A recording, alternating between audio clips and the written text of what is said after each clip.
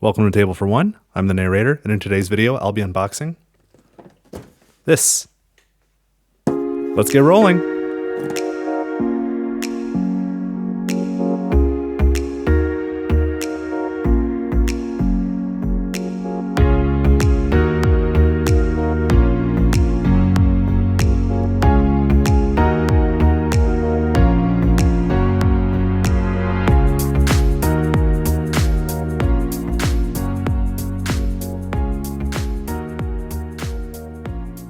Alright, so let's get this opened up.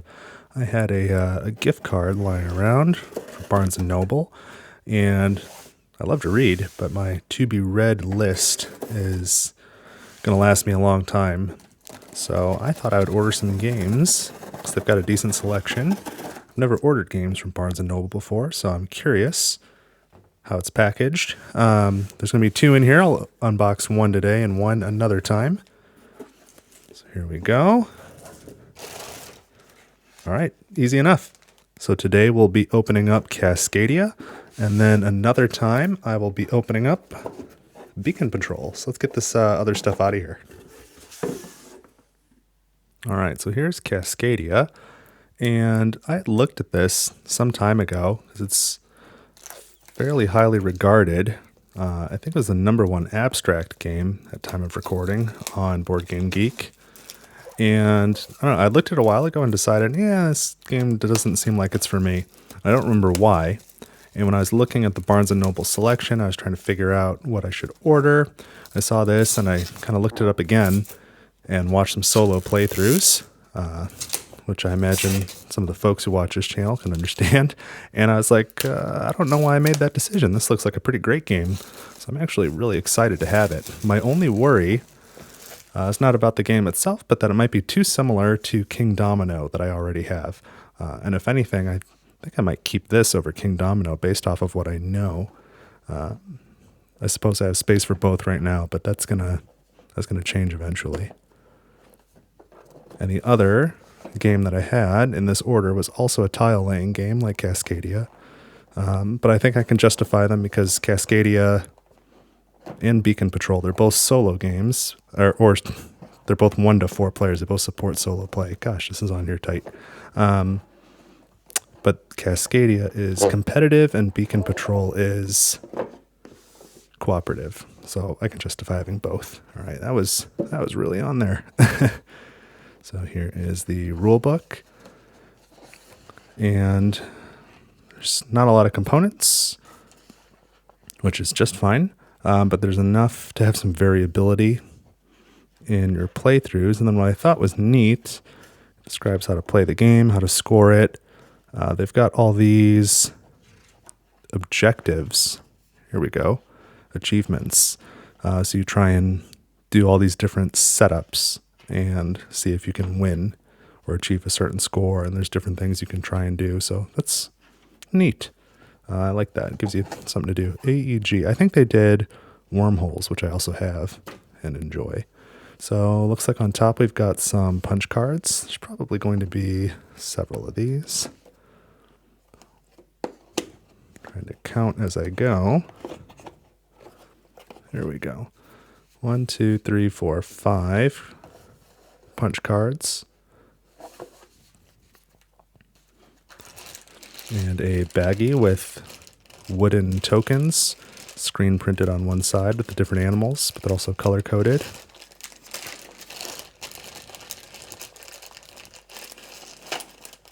Silica packet.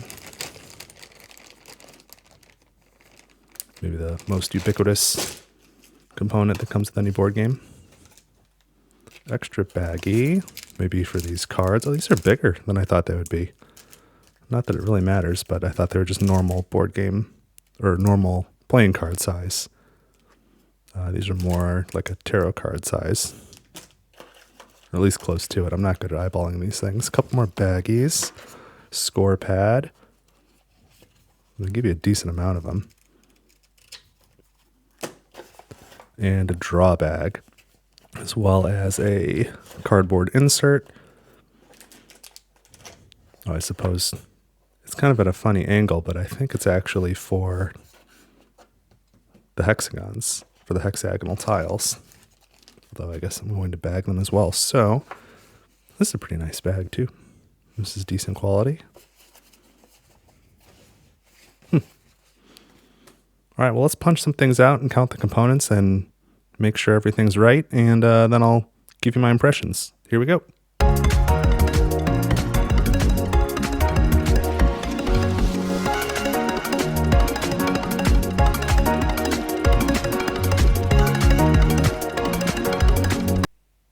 All right, so that was fairly simple. So we'll go through the components real quickly here. So there are 25 of these double-sided pine cones. Those are nature tokens, and I'm going to put them in this plastic baggie here.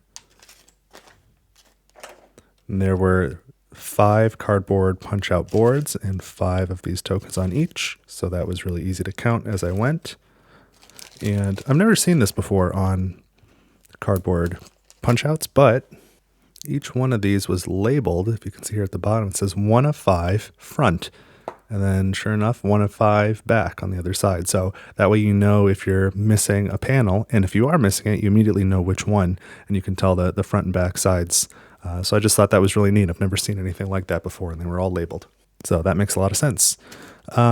Then for these tokens, so like I said, they're all single-sided, different colors. So each color, there's 5 colors. Let's see, blue, dark brown, light brown, pink, and orange. I was a little worried that between the dark brown, the light brown, and the orange, they might be hard to pick out. Because again, they've each got an animal. They've got foxes, hawks, bears, elk, and salmon. And then on the back side, they're just blank. But when I was sorting them out and counting them, and even under the lighting that I've got here while I'm recording, there's quite a bit of glare. I was easily able to tell all of these apart. So I thought that might be an issue, but it really wasn't.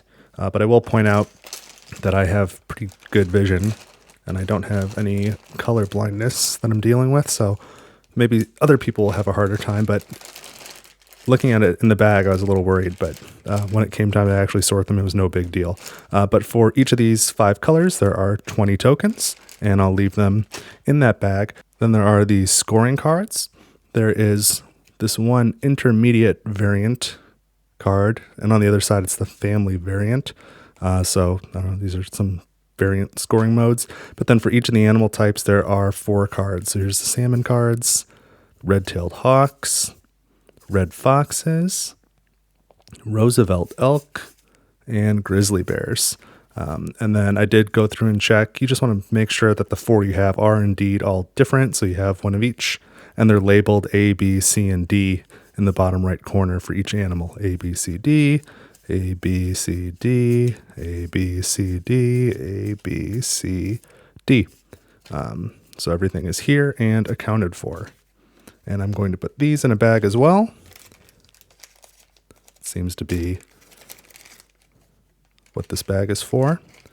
Again, I've pointed this out in other unboxings, but I really appreciate that these bags have the little hole punched in it so that it lets all the air out.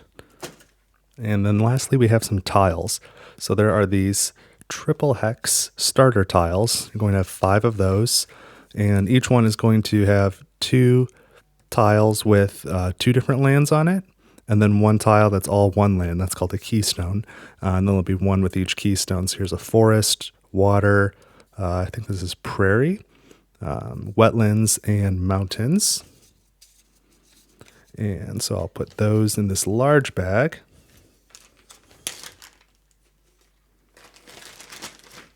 And so speaking of those keystone tiles, you'll have 5 additional hexes for each land type. So here are 5 forest keystones. So the tile's identifiable by the entire tile is 1 land type, and it's going to have this arrow on one side in the top face of it. So again, you'll have 5 wetlands, 5 mountains, 5 rivers, and 5 prairies. And then on top of that, you'll have another 60 tiles that are multiple land types on each. So these are in stacks of 10. So you have 60 of those for a total of 85 of this size and then 5 of the starter size. So I'm going to just include those all in this same bag. And I'm fairly confident that depending on your player count, it tells you how many tiles to use and how many of them should be keystones in any one game, because I don't think you use all the tiles in every game. So being that I'm going to store it this way, I don't know if there's a different way that it's intended to be stored, but I don't really see the utility of this big piece of cardboard in here. I'm sure it's got an intended purpose, but I don't understand it. I'm not smart enough. So we'll put the rule book here on the bottom. This is fairly flat. Tokens. We could probably put this down there as well. Did this all backwards. There's not that many pieces, but this is flat. This is sort of flat. And then we'll put all these big blocky tokens here. This, get rid of this. And clean this off a little bit. There we go. And put the lid back on. And that's still kind of a tight fit, but it is a little bit easier. So that is what's inside the Cascadia box. The components all felt nice. It was easy to assemble and put it all away. And I'm pretty excited to play. So on the same day that this video comes out, I'll also release a solo playthrough video of Cascadia. So looking forward to filming that, and you can look forward to watching it right now. So thank you for watching Table for One. Don't forget to like, subscribe, share, and leave a comment, and I will see you in the next video.